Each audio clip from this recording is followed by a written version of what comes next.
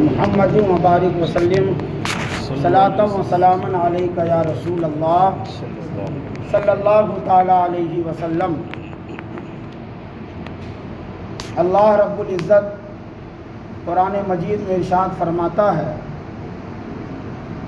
اعوذ باللہ من الشیطان الرجیم، بسم اللہ الرحمن الرحیم، یا ایھا الذین آمنوا اذا قمتم الی الصلاۃ فاغسلوا وجوہکم وایدیکم الی المرافق وامسحوا برؤوسکم وارجلکم الی الکعبین۔ یعنی اے ایمان والو، جب تم نماز پڑھنے کا ارادہ کرو اور وضو نہ ہو تو اپنے منہ اور کہنیوں تک ہاتھوں کو دھو اور سروں کا مسح کرو اور ٹخنوں تک پاؤں دھو۔ اللہ تبارک و تعالیٰ نے قرآن پاک میں وضو کرنے کا حکم دیا، اور ساتھ ہی ساتھ یہ بھی اللہ نے فرمایا کہ جب نماز پڑھنے کا ارادہ کرو اور وضو نہ ہو تو اللہ فرماتا ہے کہ اپنے چہرے کو دھو، اپنے چہرے کو دھو اور دونوں ہاتھ کو کہنیوں سمیت، ہے نا، دونوں ہاتھ کو کہنیوں سمیت، کہنی کس کو کہتے ہیں، اس کو ہے نا، یعنی یہاں تک کہنیوں سمیت کا مطلب یہ کہنی کے ساتھ دونوں ہاتھ کو دھو اور سر کا مسح کرو اور دونوں پیروں کو ٹخنوں سمیت دھو، ہے نا۔ تو پتہ چلا کہ وضو میں 4 فرض ہیں۔ کتنے فرض ہیں؟ 4 فرض۔ پہلا فرض کیا ہے؟ چہرہ دھونا۔ دوسرا فرض دونوں ہاتھ کو کہنیوں سمیت دھونا، اور چوتھا فرض کیا ہے؟ سر کا مسح کرنا، ہے نا، چوتھائی سر کا مسح کرنا یہ فرض ہے، اور پورے سر کا مسح کرنا یہ سنت ہے۔ یہ چوتھائی سر کا مسح کرنا فرض، اور چوتھا جو فرض ہے وہ ہے دونوں پیر کو ٹخنوں سمیت دھونا۔ تو آپ حضرات وضو کرتے ہیں تو پہلے چہرہ دھوتے ہیں کہ پہلے آپ دونوں ہاتھ کو دھوتے ہیں؟ پہلے آپ دونوں ہاتھ دھوتے ہیں نا، کہ ڈائریکٹ پہلے چہرہ دھو لیتے ہیں؟ دونوں ہاتھ پہلے دونوں ہاتھ دھوتے ہیں کلائیوں تک، ہے نا، کہنیوں سمیت نہیں دھوتے، کلائی تک، ہے نا، اور اس کے بعد پھر کیا کرتے ہیں؟ کلی کرتے ہیں 3 مرتبہ، ہے نا، پھر ناک میں پانی ڈالتے ہیں، اس کے بعد پھر جو ہے چہرہ دھوتے ہیں۔ جبکہ اللہ نے قرآن پاک میں نہ تو کلی کرنے کا حکم دیا ہے، نہ ناک میں پانی ڈالنے کا حکم دیا۔ اللہ ڈائریکٹ فرماتا ہے کہ اپنے چہرے کو دھو۔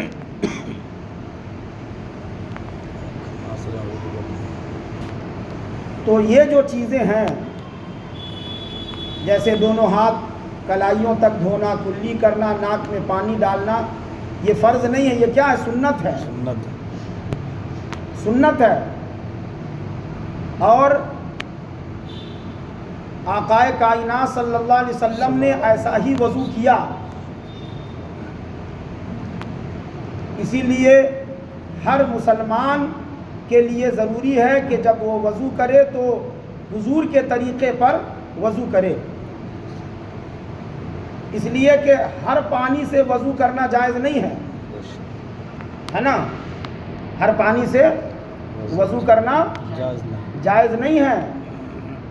وضو کے لیے پانی کا جو رنگ ہونا چاہیے وہ بھی پانی کے رنگ کے طرح ہو، یعنی پانی کا ہی رنگ ہو۔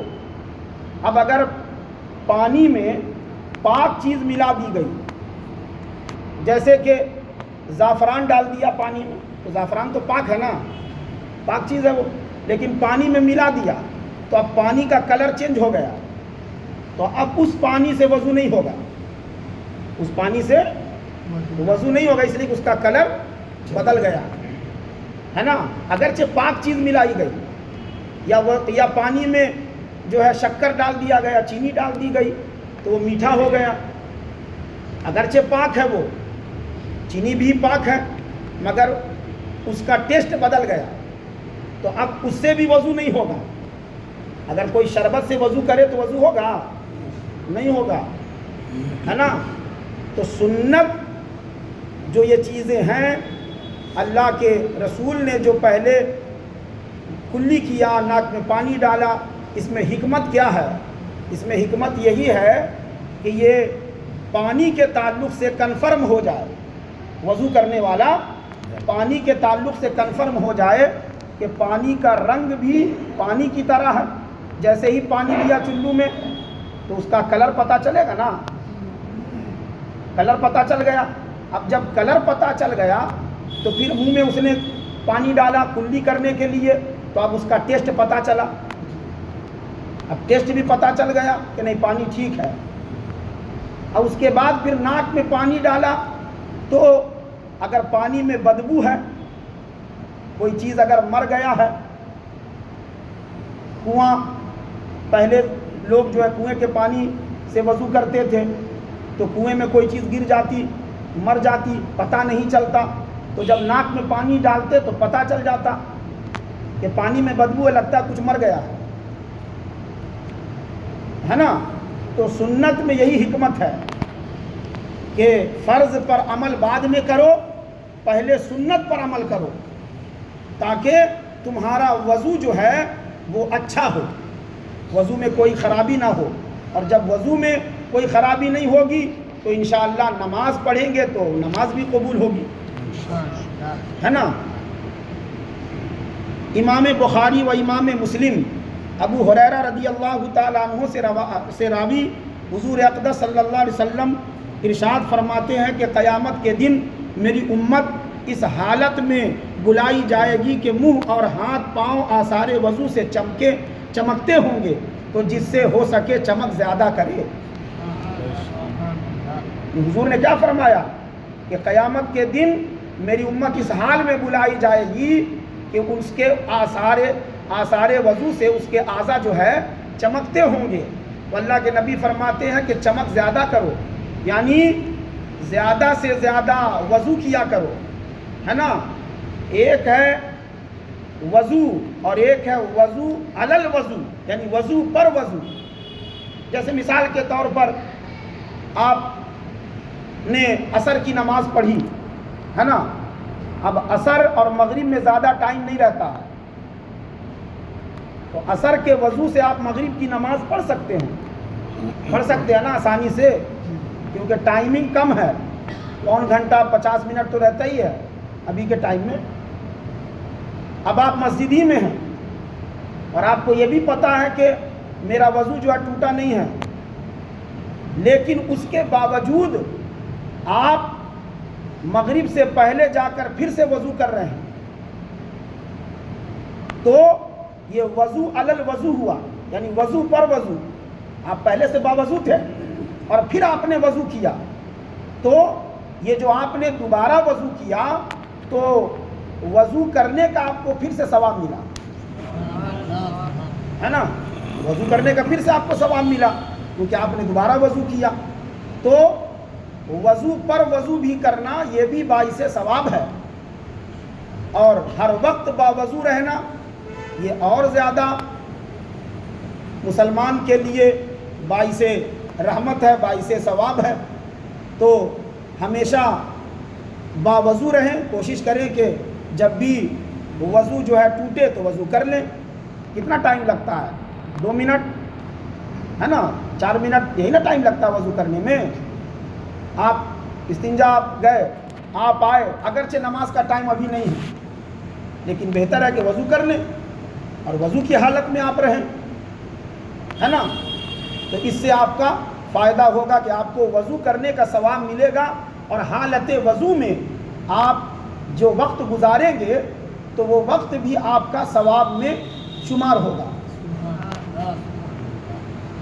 امام مالک و نسائی عبداللہ ثنا جی رضی اللہ تعالیٰ عنہ سے روایت کہ رسول اللہ صلی اللہ علیہ وسلم فرماتے ہیں کہ مسلمان بندہ جب وضو کرتا ہے تو کلی کرنے سے منہ کے گناہ گر جاتے ہیں، اور جب ناک میں پانی ڈال کر صاف کیا تو ناک کے گناہ نکل گئے، اور جب منہ دھویا تو اس کے چہرے کے گناہ نکلے، یہاں تک کہ پلکوں کے نکلے، اور جب ہاتھ دھوئے تو ہاتھوں کے گناہ نکلے، یہاں تک کہ ہاتھوں کے ناخنوں سے نکلے، ہے نا، اور جب سر کا مسح کیا تو سر کے گناہ نکلے، یہاں تک کہ کانوں سے نکلے، اور جب پاؤں دھوئے تو پاؤں کی خطائیں نکلی، یہاں تک کہ ناخنوں سے۔ پھر اس کا مسجد کو جانا اور نماز ہے نا پڑھنا، گویا کہ وضو کرنے سے ہے نا اعضائے انسان جو اپنے جسم کے اعضاء سے گناہ کرتا ہے، وضو کرنے سے سارے گناہ جھڑ جاتے ہیں، ہے نا، یہاں تک کہ ناخن کے اندر سے بھی گناہ جو ہے وہ بھی جھڑ گئے، ہے نا، آنکھوں کے پلکوں سے جو گناہ ہے وہ بھی جھڑ گئے، یعنی آنکھوں کے گناہ، منہ کے گناہ، ناک کے، کان کے، ہاتھ کے، پیر کے۔ تو کتنا فائدہ ہے وضو کرنے سے، اور انسان جب بھی وضو کرتا ہے تو اس کا مقصد ہی ہوتا ہے کہ ہم کوئی نہ کوئی نیک کام کریں۔